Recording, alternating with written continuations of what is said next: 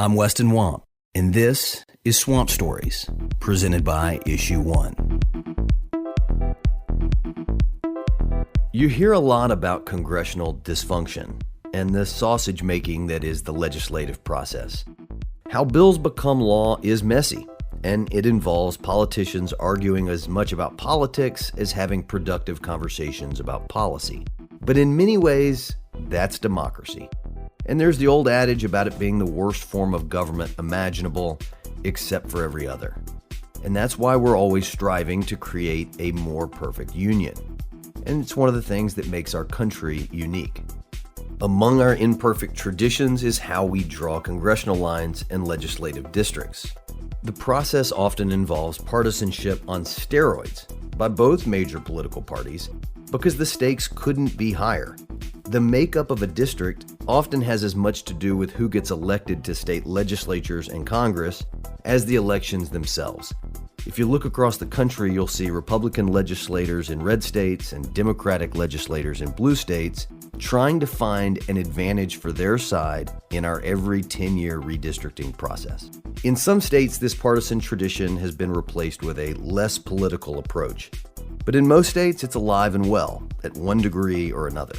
As districts across America are being carved following the most recent census and in advance of the 2022 elections, it's a good time for reflection on how our system works or doesn't work and how it can be improved.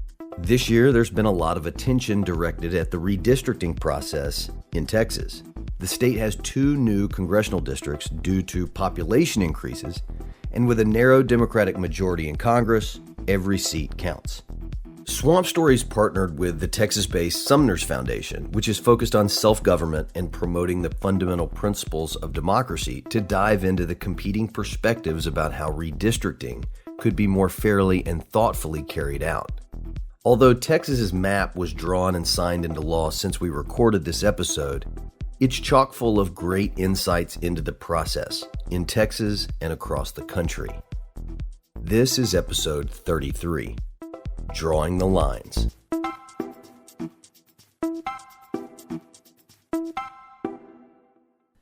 The 14th Amendment to the U.S. Constitution calls for members of the U.S. House of Representatives to be apportioned based on the population of the state they represent. And the Reapportionment Act of 1929 sets the House at 435 members. So every 10 years, the census determines which states gain or lose seats in Congress, and then state legislatures begin the redistricting process for both congressional and state legislative districts.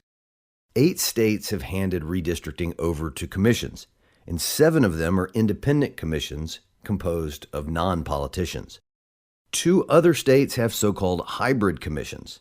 They really are partially or wholly independent in composition, but subject to some influence by the state legislatures. But in the rest of the other states with more than one congressional district, partisan control of the state legislatures goes a long way in deciding how districts are drawn, as well as the legislative seats held by the folks drawing the lines. So you can see how this gets political real fast. As you'll hear on this episode, tempers can run hot when it comes to redistricting. The age-old process of so-called gerrymandering, where the redistricting process draws plainly unfair and often confusing lines that make no geographic or other sense, is as confounding as ever. Some want to fix it, some think that it's fine as it is. But before you mistake it as a straightforward partisan issue, consider that in Democratic-controlled Illinois, it's Republicans who've been advocating for an independent redistricting commission. Across the country, though, it's more typically Democrats who advocate for such a solution. And it's a smart idea. In many places, it's accomplished its mission to take the politicians out of the process, if not the politics. Tempers in Texas were understandably high because the growth in the state led to the creation of 2 new congressional districts. And in order to squeeze in 2 new districts, there were inevitably going to be a lot of changes to the existing 36.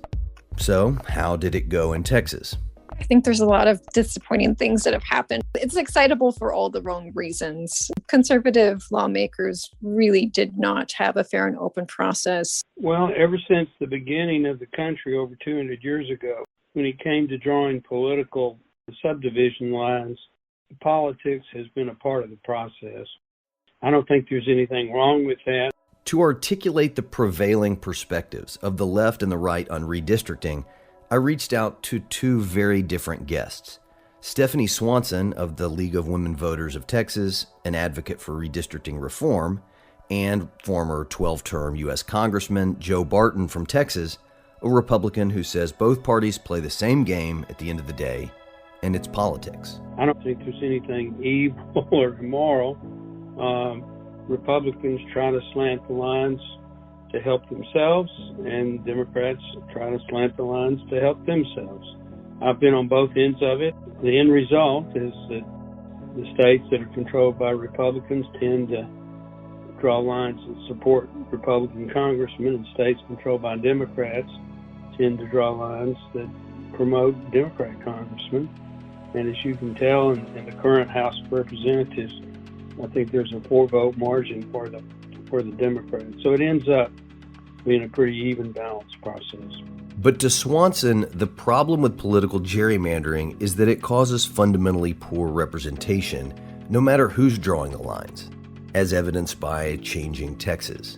We have maps now that really have even gone more extreme. There are more white majority districts here in the state, in spite of 95% of the growth here in Texas coming from communities of color. That is particularly what the League is trying to prevent, is this extreme cracking where our neighborhoods are being separated so much that it's hard for us to get good representation. Swanson and Barton both cite examples of Texas redistricting history to explain their position. In 1990, the Democrats controlled the process in Texas, and the congressman on the Democrat side in charge of it was Congressman Martin Frost of Dallas, a big ally of Majority Leader and later Speaker Jim Wright. And he took every precinct in my home county of Ellis County and all of my hometown of Ennis, Texas, except for one precinct, and then enough to get me up into Fort Worth. And I had 86% new people from here to DFW Airport, was about 55 miles, and you crossed in and out of my district 13 times. The Supreme Court said that my district, the 6th District of Texas, was the most gerrymandered district in the history of the country.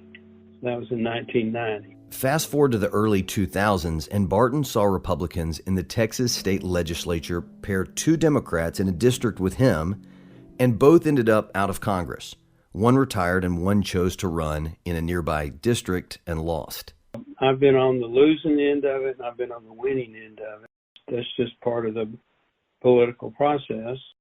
I'm okay with politics being a part of it. Swanson points to efforts by a former Republican state senator who, remembering the frustration of being on the receiving end of gerrymandering, tried to reform the system when Republicans took control of the state legislature. I think a great example to give you is a state senator from Texas. He's a former state senator. His name was Jeff Wentworth.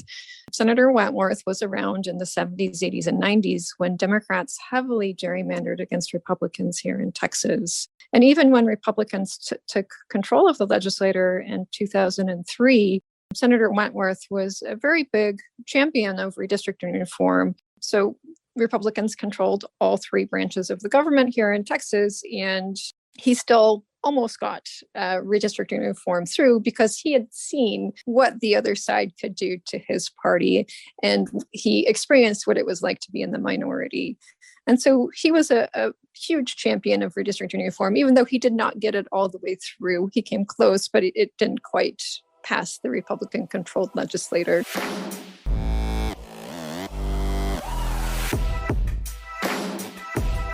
We'll be right back. All right, let's get back to it. Swanson and Barton also disagree about what effect gerrymandering has in terms of election outcomes and whether the process ends up accurately reflecting the will of the voters in that state. The people that are most attuned to the needs of their districts are the people that get elected, the congressmen or the state reps or state senators or whatever. And by and large, They balance out the competing political differences and come up with maps that reflect the values of the state. Folks that get elected over time tend to be very sensitive to the mood of the electorate, and I think they're the best qualified to draw the lines. One of the reasons why we have such extreme policy formation at the legislature is because our general elections are uncompetitive. All of our races down here are predetermined because of gerrymandering. And so because all of our districts are so safe, that pushes a real election into the primary. And there in the primary, you have more extreme candidates going up and running. And it's usually the more extreme factions of the party that tend to win the primary. Despite disagreeing on the role of politics in gerrymandering, Swanson and Barton did agree on one of the underlying principles that should guide redistricting: keeping communities of interest whole. Simply put, a community of interest is a group of people that have common policy concerns and would benefit from being maintained in a single district. Examples of community of interest include ethnic, racial, cultural, economic, or even linguistic groups. Well, there are certain principles that, again, federal law and state law and Supreme Court cases have established as guidelines. Districts, as much as possible, need to be compact. Each district within a state needs to represent almost the same number of people. And you have to have the community of interest test. Race is a factor. It's not the only factor, but it is a factor. And if you have a minority district, you cannot change it so that the minority population is diluted. That's called retrogression. Here in Austin, where I live, Congressional District 10 is a great example. You'd have constituents on the west side of Austin being mixed in with rural areas between Houston and Austin. And then that district went all the way over to the suburbs on the west side of Houston. And so it's stories like that where they have gone down block by block and chosen their voters and really cracked up our neighborhoods pretty extremely. That's where the league is taking a very strong interest. That's not good representation for anyone, Democrat or Republican alike. And so one of our priorities, of course, is to keep communities of interest whole as much as possible. But of course, when partisan gerrymandering comes into play, that's exactly what the legislature, they do the opposite, right? But they go block by block and choose their voters and crack up our neighborhoods down to the block level. Swanson points out that the ability to ensure these communities of interest stay together has been undermined by the Supreme Court in recent years. A tool that was previously part of the Voting Rights Act, called preclearance, ensured that states had to prove up front that their voting laws do not infringe upon other groups' freedom to vote. And I think if we had had the preclearance provision of the Voting Rights Act still in place here in Texas, it would have done our state a lot of good. Our maps would have been a lot more fair and reflective of what the demographics look like here in Texas after the 2020 census. This provision would be put back in place by a piece of bipartisan legislation currently in Congress called the John R. Lewis Voting Rights Advancement Act, which Issue 1 as an organization supports. However, the legislation has not cleared the Senate yet. And multiple lawsuits have already been filed in response to the finalized Texas maps, so stay tuned. But while the issue is often partisan in the states, there's been bipartisan bills to reform the process in Congress, including one sponsored years ago by my dad, former Republican Representative Zach Wamp. In 2005, he partnered with Tennessee Democrat John Tanner to propose legislation that would provide for bipartisan commissions every 10 years to sort out redistricting. Commissions of different kinds have shown that another way forward is possible. In Virginia, voters last year voted to create a bipartisan redistricting commission divided evenly between politicians and non-politicians. They hoped they were ending gerrymandering, but that commission came to a stalemate and Democrats on the commission walked away from negotiations, leading to the fallback provision this year, which will lead the Virginia Supreme Court to drawing new lines. Was this a failure? According to One Virginia, who's an advocate for the commission, no. While it was disappointing to see the politicians that made up this hybrid commission couldn't find consensus, quote, the real failure would have been to approach redistricting in Virginia the same way we have always while hoping for a different result, end quote. The role of the Virginia Supreme Court was included as a backstop to break a potential stalemate. Without this provision, the Virginia General Assembly would simply be free to once again write their own rules. And as One Virginia points out, recent history indicates that courts across the country have been pretty good at drawing fair and representative maps. Like we said at the top of the show, democracy can be messy.